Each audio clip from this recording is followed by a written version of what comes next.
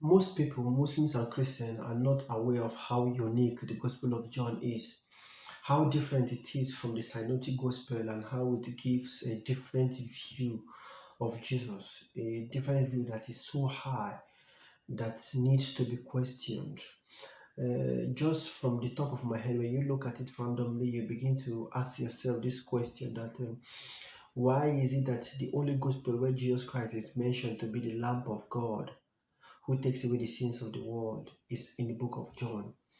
The only gospel where Jesus Christ is mentioned to be the begotten Son of God, for God so loved the world and he gave his only begotten Son, is the Gospel of John. The only gospel where Jesus Christ uses the I am statement, I am the way, the truth, and the life. Before Abraham was I am the resurrection and the life, I am the gate, and so on and so forth. It is in the Gospel of John. The only gospel where Thomas sees Jesus Christ and tells him that Kurios mo Hagios mo, my Lord and my God, is the Gospel of John. The only gospel where Jesus Christ is speared in the cross, giving a definite proof that yes, Jesus died on the cross, is the Gospel of John. And we can go on and on and on like that. So this is what makes the Gospel of John different in terms of structure, in terms of content, and surprisingly, it is the last of the four Gospels. So because it is the last, people are asking, how is it possible that if these are the major things God wants us to know about Jesus Christ, how is it that the earlier writers, the earlier gospel writers did not record any of these things and only John is picking them up? So this is a valid question that is asked by those who are looking very closely to the gospel narratives. So, and we can all do this on our own by looking at the parallel stories in the Bible. So, for example, if the Gospel of Mark gives a particular story, you can read that same story in the book of Matthew to look at the similarities and also the differences. I also look up that story in the book of Luke and also in the book of John. So, this is what we call parallel reading. So, when you do this, the a pattern begins to come out, and the pattern is that any idea you find in the book of Mark that is positive to the image of Jesus Christ is magnified in the Gospel of John.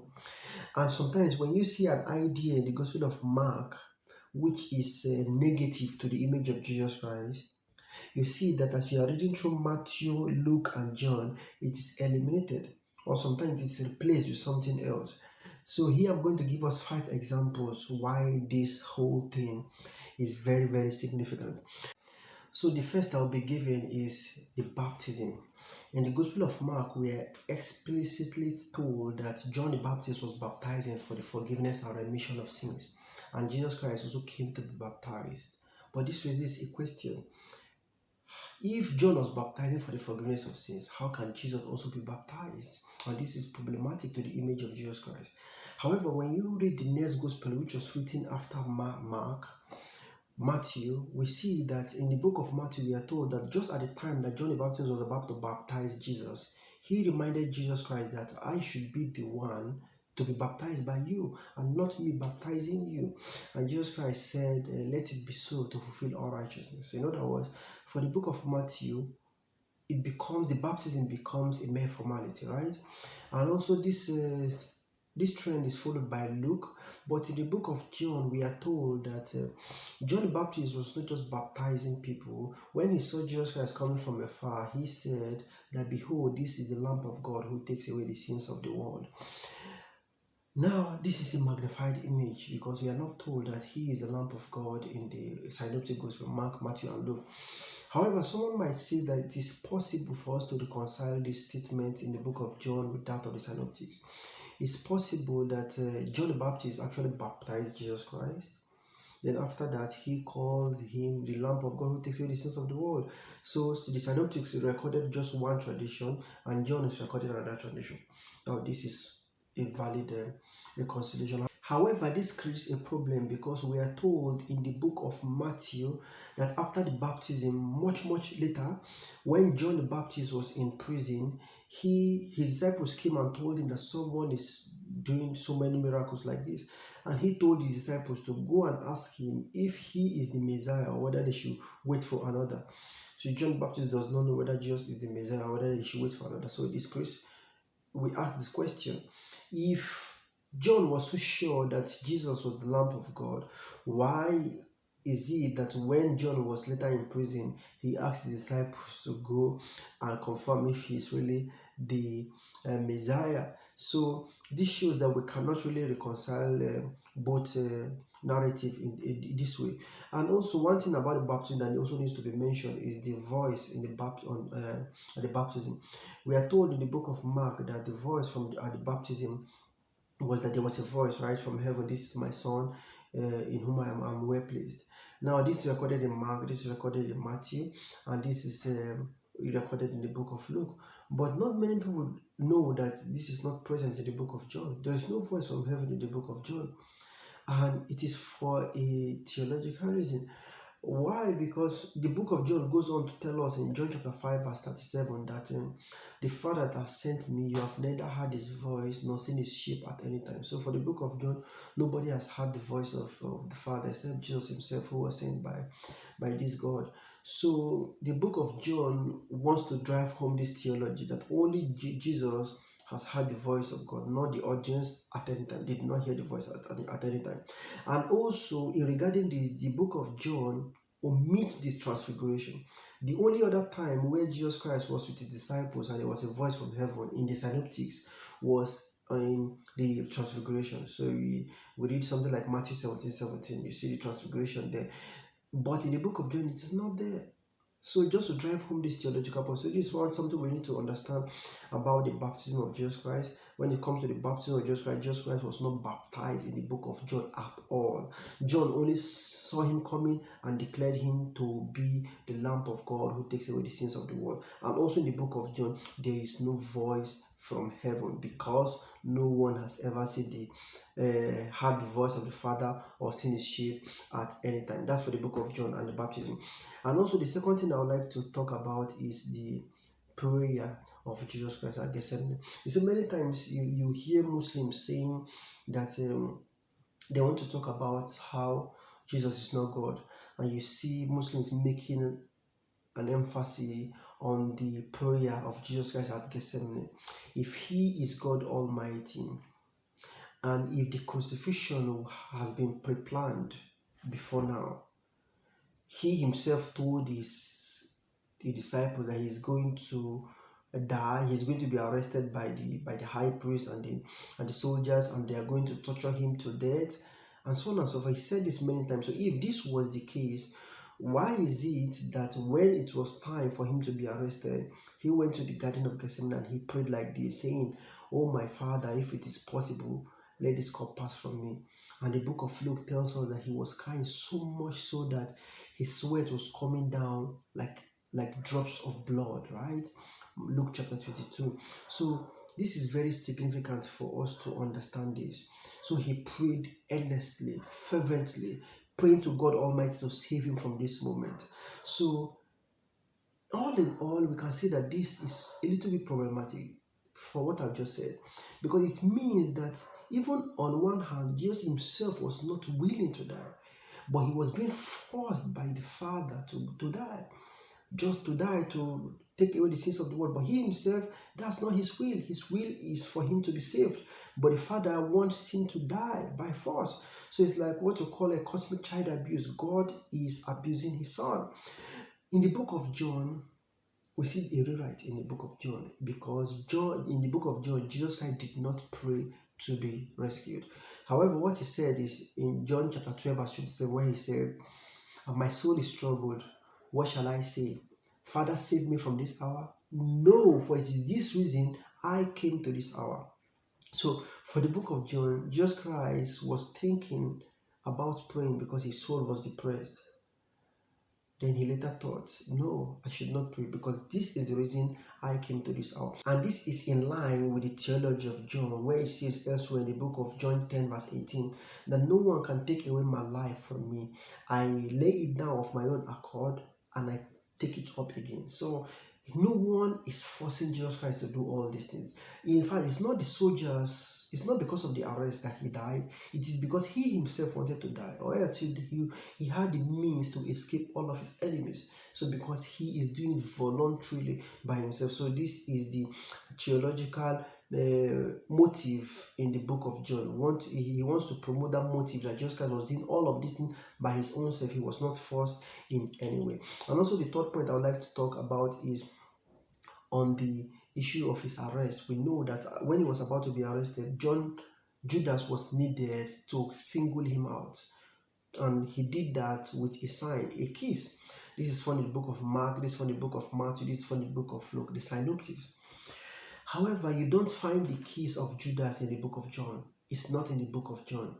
What you rather find is a whole different narrative that most people are not even aware of. In John chapter 18, we are told that when the soldiers came along with Judas was there, but he really did not participate in the whole thing. So he came, and when Jesus Christ saw them, he walked up to them. They did not come to him. He walked up to them, and he told them, "Who are you looking for?" And they replied, "We are looking for Jesus the Nazarene." Then Jesus said, "I am he." And immediately he said, "I am he," they fell down. So if they fell down, the question we are supposed to ask is, if they fell down, how did they manage to arrest him? Now, the implied statement here is that he waited for them to stand up so that they could arrest him. Why? Because he wanted to be arrested. Why? Because he was doing it voluntarily by himself. So this is the idea that you see all through the book of John. Jesus was doing all of these things because he wanted to lay down his life by himself. It's not because there were some factors, there were some people trying to arrest him, and not because the government actually overpowered him. Nobody overpowered him. He himself presented himself to be arrested. That's the third point I mentioned here. Also, the next point I would like to mention is the witnesses to the crucifixion of Jesus Christ. Many of us know that in the book of Mark, Matthew, and Luke, there was actually no witnesses to the crucifixion of Jesus Christ. We know that the disciples ran away, and also the women who were standing by to watch the crucifixion event were only standing from afar in the synoptics. However, that's not the same in the book of John. In the book of John, there is a particular disciple that's unnamed before. His name is, actually he has no name. He is called the disciple whom Jesus loved. And the first time he is introduced in the book of John was at the Last Supper. That's John chapter 13. According to the synoptics in John chapter 13, according to the synoptics, when during the Last Supper, we are told that Jesus Christ made the prediction that one of you sitting on this table is going to betray me. And all the disciples were looking at each other, whether who is it? And each one asked Jesus, "Is it I? Is it I? Is it I, Lord?" However, in the book of John, what they did was, Peter, who is supposed to be the chief of the apostles, of the disciples, had to motion to this beloved disciple to ask Jesus Christ, ask the master, "Who is it among us?"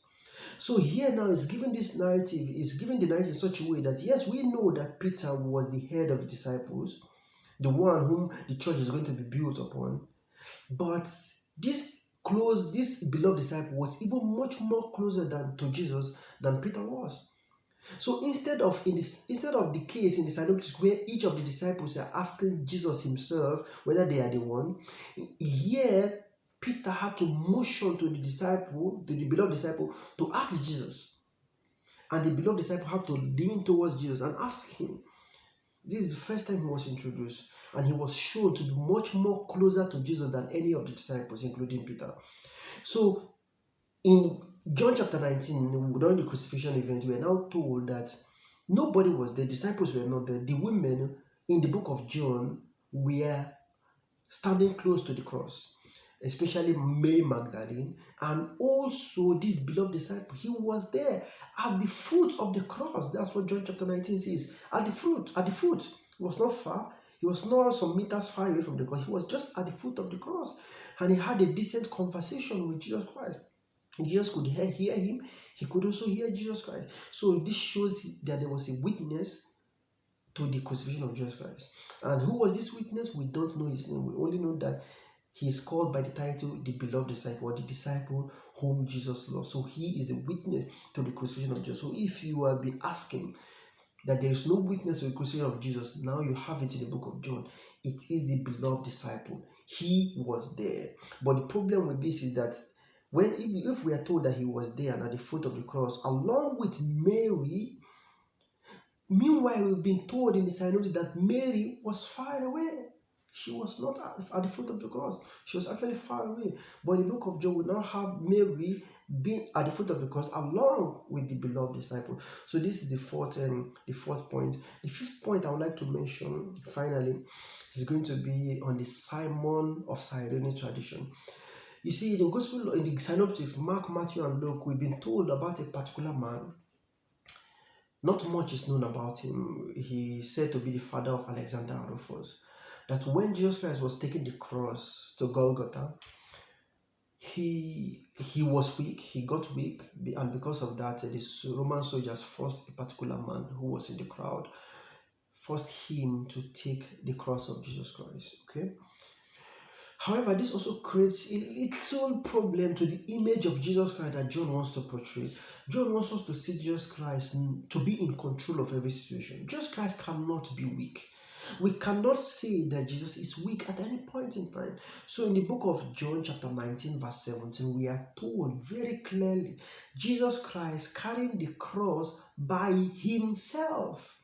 John chapter 19 verse 17. So Jesus was carrying the cross by himself. He was not assisted by anyone else.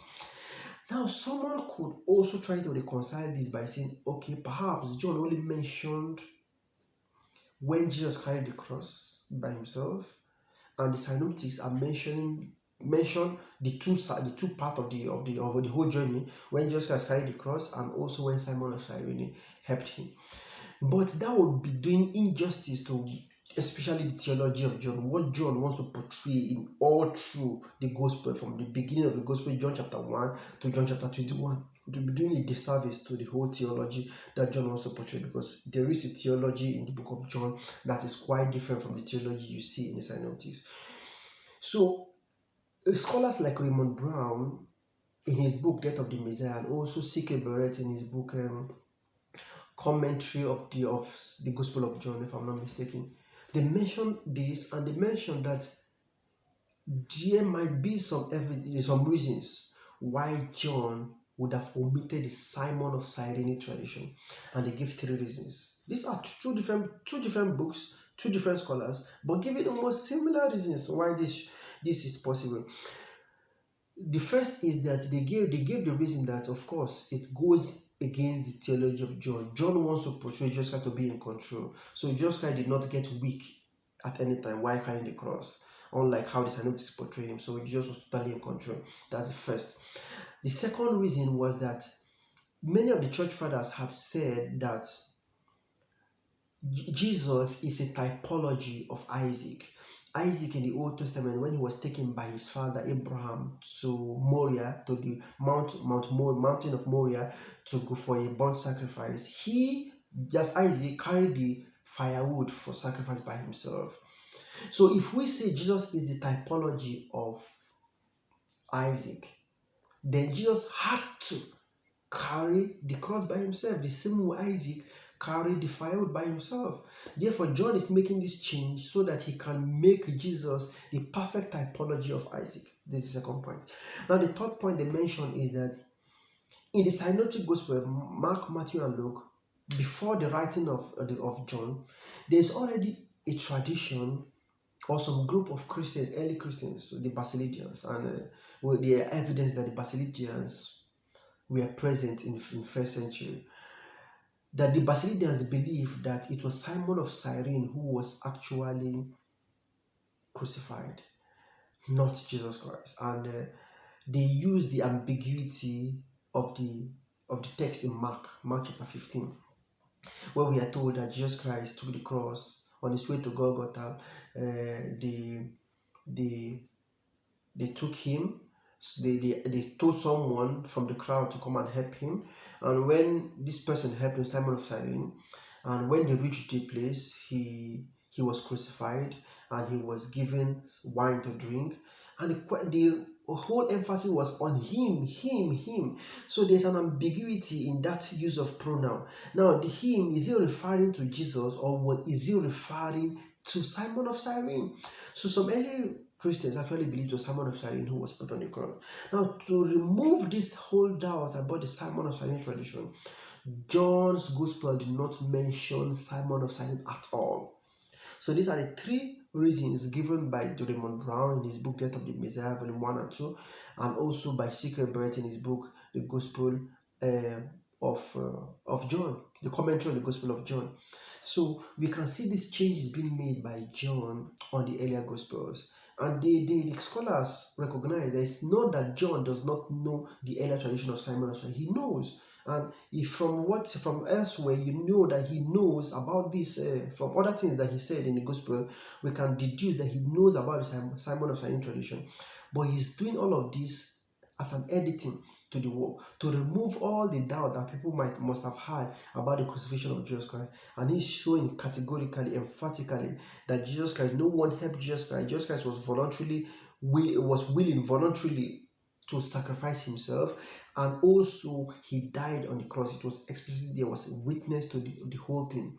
So this was what John, the Gospel of John, is presenting. And for those who might think this is it's not too much, this is something that many scholars have actually identified, and we can also identify it ourselves if we do what I told. Just read it parallel. Just read the Gospels in parallel. The James D. Gideon, in his book Evidence for Jesus, he said about the Gospel of John, he said, the Gospel of John is perhaps the biggest gulf between New Testament scholarship and the man in the pew and the common man. Now, today, when you are talking to people, you realize that when you ask people to tell you about the nature, the message of Jesus Christ, the first thing people want to take is that the Bible says in the beginning was the Word, and the Word was with God, and the Word was God. Or the Bible says, Jesus Christ said, I and my Father are one. Or Jesus Christ said, before Abraham was I am. People are so eager to quote these passages. Meanwhile, ask any scholar about the message and nature and the role of Jesus Christ, and the last place they will quote for you is the Gospel of John. So that's why he says, James D. Gideon is saying that the Gospel of John is perhaps the greatest gulf between New Testament scholarship and the common man. So we need to know more about this. Perhaps next time I'm going to give you another aspect on how the book of John is different from the synoptics and how it presents a whole different theology. So let me know your thoughts on the comment section. Till next time, may the peace, blessings, and mercy of God be upon us all.